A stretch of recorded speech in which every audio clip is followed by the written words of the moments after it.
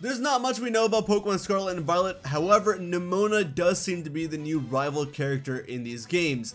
And while there's not much we know about her, I have reason to believe that she'll have a tragic backstory, as well as a huge connection to the third legendary dragon, presumably, of these games. You got Koraidon, you got Miraidon, and you got Gendaidon, maybe? Who knows, but whoever it may be, gonna have a big connection to Nemona. I'll explain why in just a bit.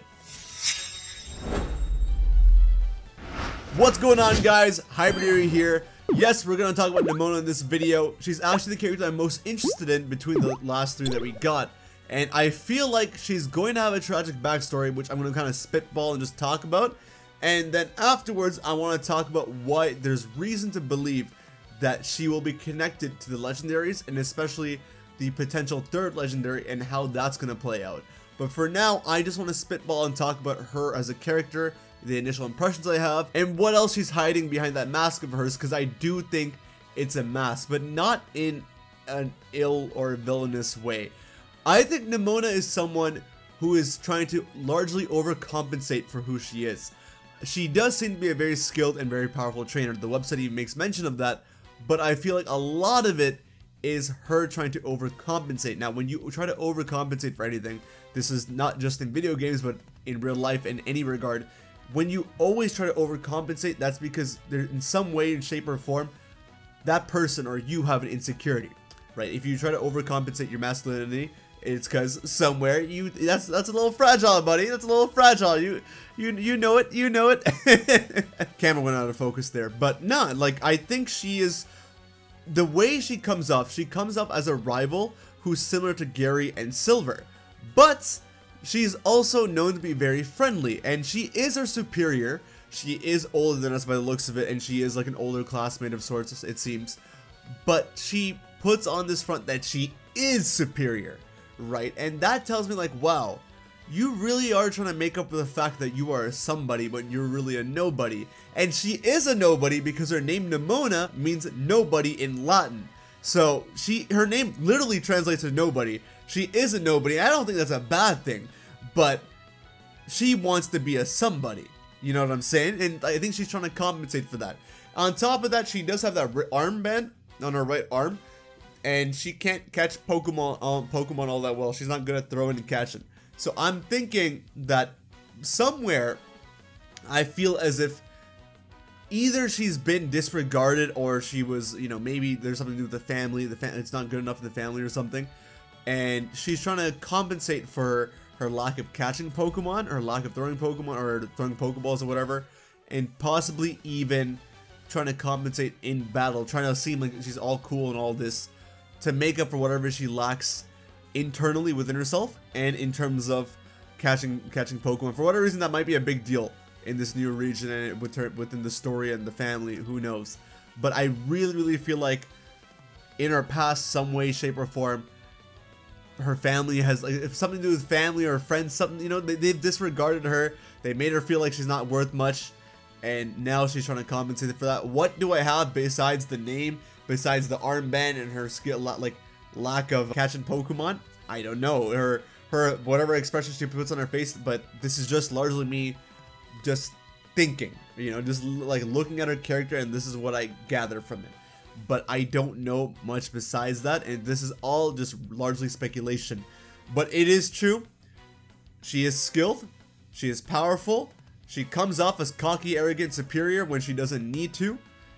And she has this arm wristband thingy for catching Pokemon, and her name means nobody, right? Now, keep in mind the nobody part, because this is going to tie in to the third legendary bit, alright? We're done talking about the past. That's just how I feel. But despite her past, I feel like the way this is going to play out in the story for her, I feel like she is going to learn to embrace the fact that she is who she is. And even if that's being a nobody, that's great. You know, she is who she is. And that's going to let her blossom and turn into whatever character she needs to. And her being a nobody actually fits well, because Koraidon and Miraidon are said to possibly represent the spectrums of light, infrared and ultraviolet, right? And this was like all speculated before we saw Koraidon and Miraidon.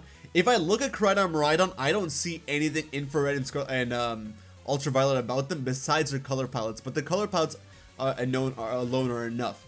And then the boy Soul Silver Art pointed out to me that in the trailer, Koraidon and Miraidon both stare into the sun, which is obviously, you know, light, right? So the only ties to light we have so far regarding the legendaries are the names, you know, Scarlet and Violet, Infrared and Ultraviolet, and their color schemes matching that, and then the fact that Koraidon and Miraidon are looking out into the sun, which is light. And I'm thinking that this is gonna be like they're gonna have something to do with light, and Nemona being a nobody kind of makes her transparent, something light can pass through, which is what I think the name Nemona, or her being a nobody, is actually meant to be. I think it's meant to be two things. One, like a nobody in terms of her past and how she feels about herself, and two, a nobody in terms of she is transparent. She's transparent, and because of that, light can pass through her. Or another way you can see it is her being a nobody. There's darkness, but because there's darkness, that's the place where light can fill up the most. Does that make sense? I hope it does. I really hope it does, because I want people to understand what I'm thinking here. Forget that, right? We'll come back to her name again. Even in the Pokemon website, they have mentioned that Nemona has a sunny disposition. Nemona has a sunny disposition. That is such an odd choice of words. Sunny and energetic, but sunny, right? When Koraidon and Miraidon are looking at the sun. Yeah, whatever, sunny, it might not be that big of a deal, but no. Pokemon likes to sprinkle these things in all the time. Your friend Nemona has a sunny and energetic disposition, and she absolutely loves Pokemon battles. Bro, they're 100% hinting at the sun. Like maybe the sun has a lot to do with the games in general. I have no idea, but sun, light, I'm thinking, bro. I'm thinking. I feel like she's gonna be the one to bring out this third legendary and really show off its colors, and I mean that in quite a literal sense, because I feel like this third legendary is gonna have to do something to do with the refraction. Shout out to Boy Soul Silver Art for, again, this topic. We just went back and forth about this, and he brought up refraction, and like that makes a lot of sense. I've been thinking about a rainbow legendary, like, you know, the in between spectrum, but then he brought refraction. I'm like, that makes sense, because boom, sun rays hit and then you get the light. So it'll be cool, because if you have a dark dragon like legendary who's dark like Nemona, like, you know, dark inside, nobody, there's nothing going on in there, right? And then the light hits and then it passes through, and that's where all the colors come up for both Nemona and this legendary. Makes sense for a dark dragon, and that also makes sense because in my head I'm thinking about, okay, Ultra Necrozma's there, and Ultra Necrozma's already light, but Ultra Necrozma takes in light. It's very bright and gives off that, but it's eating in light. This thing will give off light. It's kind of interesting because the Ultra Necrozma is psychic dragon. This one is dark dragon, but this one is the one giving off light. Ultra Necrozma is the one eating light. Anyways, I'm thinking that, like, if we did get a dark dragon, maybe in its alternate form, it could be like a fire dragon or like a fairy dragon, something to show off the colors more. But that would still probably be dark dragon, because only if you are transparent, only if you are nothing, can you pass off light like that. Refraction work like that. So, like, I don't know. I'm thinking she's also dark, but not actually dark, not villainous dark. Like, just within herself, there's darkness, and the light needs to come out. You get me? I don't know. This is really exciting. I really feel like I'm onto something about this, but I could just be crazy. I don't know. I feel like Nemona and the third dragon, or third legendary, it has to be a dragon, right? You have the past dragon, the future dragon, you need the present dragon. I feel like she's gonna be the key to it. She's gonna be the key. I have no idea about the streaks of hair. I have no idea about anything else, but I feel like she's the key to it. And in fact, I'm gonna come out with a commission or another video as a follow-up to this, talking about or showing off my potential design for this third dragon, and talk about Nemona here once again, because bro, she has potential to be another N.